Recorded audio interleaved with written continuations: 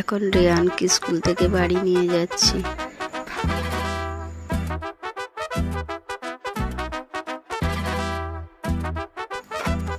রাস্তার মধ্যে ব্যাগটা ফেলে দিয়ে এবার বলছে আপনি নিন।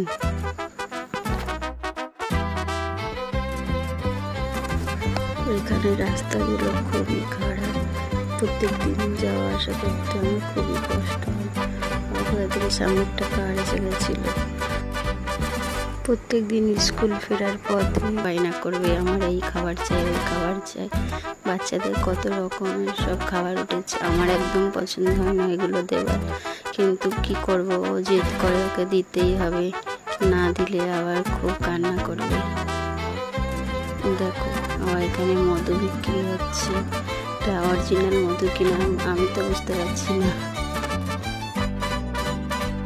আর আমি যাওয়ার পথে এই দোকানগুলো দেখতে দেখতে যাই। তো ফাইনালি বাড়ি চলে আসলাম।